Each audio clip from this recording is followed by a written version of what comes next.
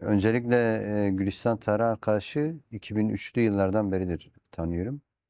2003-2004 sürecinde beraber kaldığımız bazı alanlar vardı.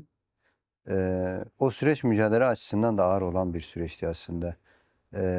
Genel Kürdistan Özgürlük Hareketi'ne karşı yeni bir operasyon başlatılmıştı. Özellikle özgürlük hareketini tasfiye etme süreci vardı. Farklı alanlardan toplanan bazı arkadaşlarla beraberdik.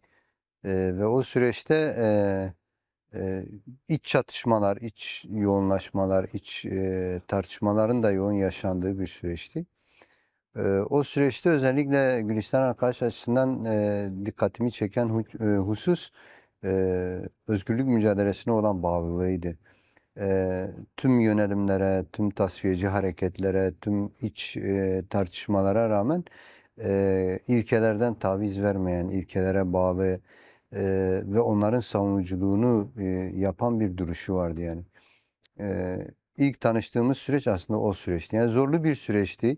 Önderliğe bağlılık, özgürlüğe bağlılık, önderlik paradigmasına bağlılık konusunda tavrı vardı yani. O noktada gerçekten tavır sahibi bir arkadaştı. Ve bunu sadece kendisiyle sınırlı tutmuyordu. Yani dile getirişi, anlatışı, etrafında yayması, bu anlamda mücadeleyi yürüten bir arkadaştı, mücadeleci bir arkadaştı. Yani öyle sadece bağlı olup da kendisiyle sınırlı tutan bir arkadaş değildi. Bağlılığı etrafına yaymaya çalışan bir arkadaştı da. Bu anlamda ilk tanıştığımız süreçte böyle bir yoldaşlığımız gelişmişti.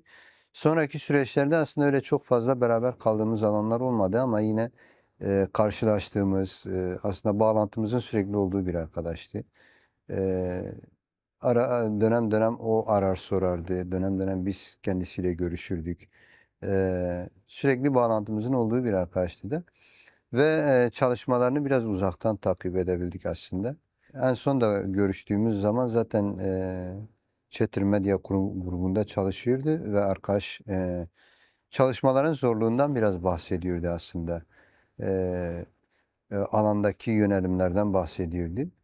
Ve buna rağmen aslında daha fazla nasıl yapabiliriz üzerinden tartışma yürütüyordu. Yani bu saldırılar bizi geri çeker, bu saldırılara karşı biz ne yaparızdan ziyade daha aktif ne yapabiliriz? Daha fazla nasıl basın çalışması yürütebiliriz? Daha e, gerçekleri açığa çıkarabilmek, özellikle bulunduğu alan açısından da Güney Kürdistan'daki durum açısından da hakikatleri nasıl halka ulaştırabiliriz üzerinden bir tartışmamız olmuştu.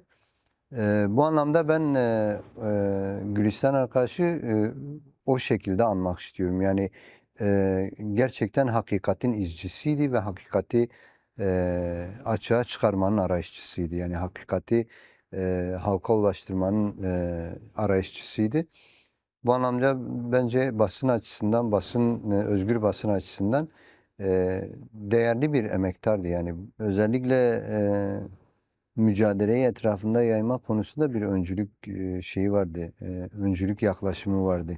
Kendini o anlamda her zaman sorumlu görüyordu. Yani öyle kendisini geri tutan veya sınırlayan bir yaklaşımı yoktu. Özellikle bunu halk içerisinde, halkla paylaşma. Mesela benim takip edebildiğim kadarıyla arkadaşın halkla çok güzel bir diyaloğu vardı. Onların acısını paylaşmaya çalışıyordu. Onları anlamaya çalışıyordu aslında. Mesela halkın yaşadıklarına karşı çok fazla ilgiliydi. Eee, bu anlamıyla halkçı bir özelliği olduğunu söyleyebilirim. Yani en fazla öne çıkan öncü özelliklerinden biri de oydu yani. Eee, halkı anlamaya çalışıyordu, halkın acılarını paylaşmaya çalışıyordu. Onların acısını basında yansıtmaya çalışıyordu. Böyle bir yaklaşımı vardı.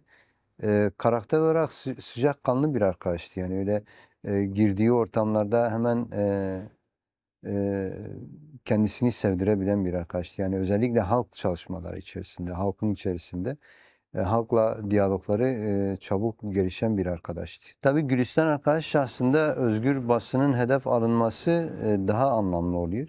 Gülistan arkadaş gibi halkla içli dışlı olan, halkın acılarını hisseden, halkın acılarını kendi acısıymış gibi yaşayarak bunu basın çalışmalarına yansıtmaya çalışan bir arkadaşın hedef alınması. Sadece o değil, mesela onun yanında ki arkadaşların da, mesela Hero arkadaş da belli bir süredir, uzun bir süredir aslında basın çalışmalarında olup da genç yaşta e, gerçeğin peşinde olan, gerçeği e, bütün dünyaya yaymaya çalışan bir arkadaş olarak basın çalışanlarının bu şekilde hedef alınması aslında anlamlıdır yani. Sadece Gülistan arkadaş, yani bu son saldırıyla başlayan bir hedef alma durumu da değil. E, Geçen yıldan işte Süleyman Ahmet'in yakalanması var. Ondan öncesinde Çıra FM'in çalışanlarına dönük bir saldırı vardı. Yine bu yıl içerisinde Çıra FM çalışanlarına Şengal'de gerçekleşen saldırılar oldu.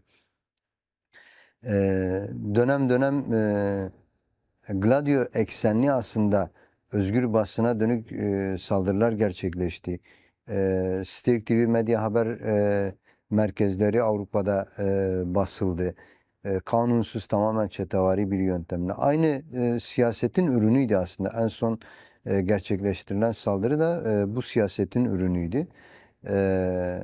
Özgür basın neden hedef alınıyor? Aslında özgürlük mücadelesinin tarihi değerlendirildiği zaman Türk devleti, faşist AKP, MHP hükümeti de buna dahil olmak üzere Türk devleti bütün tarihinde özgürlük mücadelesini hedef alacağı, özgürlük mücadelesi karşısında büyük operasyonlar veya işte hamleler başlatacağı süreçlerde ilk başta özgür basını hedef aldılar. Gerçeklerin yansıtılmasının önüne almak için aslında. Bu baharda bakıyoruz, bu baharın işte kimyasal silahların kullanıldığı, kendi kayıplarını gizlemeye çalıştıkları bir süreçte, Güney Kürdistan'daki operasyonlarda kendi kayıplarını gizlemeye çalıştıkları bir süreçte Stirk TV ve medya haber merkezlerine baskınlar düzenlenildi. Gülistan arkadaş ve Hero arkadaşa karşı gerçekleştirilen bu saldırı da bu özgür basına karşı gerçekleştirilen saldırıların bir devamı oluyor. Başta önce öyle değerlendirmek lazım. Bir farkı da şudur. Geçtiğimiz 15 Ağustos'ta Türkiye ve Irak hükümetleriyle PDK'nın de içerisinde yer aldığı bir güvenlik mutabakatı imzalandı. Bu mutabakat sonrasında gerçekleştirilen ilk saldırıdır aslında. Ve bu mutabakatın sonucu olarak gerçekleşen ilk saldırıdır. Ne anlamda bunu söylüyoruz? Öncelikle Türk devleti saldırı gerçekleştiğinin hemen ardından bir açıklama yaptı ve bu saldırının Irak hükümetinin bilgisi dahilinde gerçekleştirildiğini açıkladılar. Yani gazetecilere dönük gerçekleştirilen saldırı öncesinde AKP, MHP faşist hükümeti Irak hükümetini bilgilendiriyor. İstihbarat olarak da biz görüntülerden ve sonrasında yapılan haberlerden de anladığımız kadarıyla istihbarati olarak da PDK'nın direkt istihbarat vermesi veya istihbaratı yürütmesi durumu söz konusu.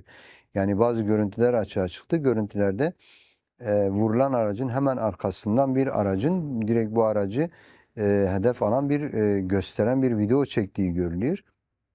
Acaba akıllara sorular geliyor. Yani acaba yerdeki istihbarat direkt mesela görüntü vererek mi bu araç vuruldu? Tabii bunlar araştırılması gereken konular. Yani istihbarati birimlerin, güvenlik birimlerinin, özellikle Güney Kürdistanlı, Süleymaniye'li güvenlik birimlerinin bunları araştırıp açığa çıkarması gerekiyor. Yani bu saldırılar nasıl bu şekilde bir istihbarati bilgiye dayanarak veya işte sonucu açığa çıkmıştır. Çünkü ortada bir suç durumu var. Yani bu saldırı askeri bir ortamda gerçekleşmiş bir saldırı değil. Yani alan olarak askeri bir bölge değil. Çatışmaların yaşandığı bir alan değil. Vurulan hedef askeri bir hedef değil. Vurulan hedefte herhangi bir askeri araç yok. Ellerinde silahlı olan insanlar yok.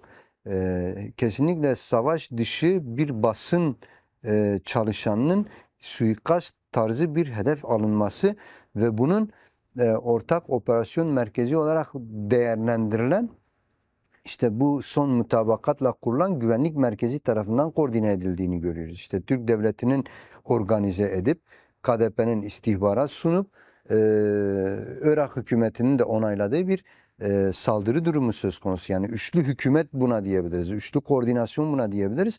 Tarafından gerçekleştirilen bir saldırıdır. Normalde basın yasalarını bile değerlendirdiğimizde çatışmalı ortamlarda direkt basın mensuplarının hedef gözetilerek vurulması kanunlara aykırıdır. Bu anlamıyla bu üçlü mütabakat Kürdistani güçler açısından, Kürdistan açısından, genel Kürdistan açısından, özgürlük mücadelesi açısından suç doğurmuştur. Bundan sonrasında da bu mutabakatın pratiklerinin suç pratiği olacağını bilmek gerekiyor. Yani özgür basın olarak en temel görevimiz kitlelere, özellikle Güney halkına bu durumun gerçekliğini anlatabilmek. Özgür basına saldırının sebebinin iyi ortaya konması gerekiyor. Yani özgür basına saldırı, Gülistan arkadaşa saldırı bu gerçeğin üstünü örtmeye dönük gerçekleştirilen saldırıdır.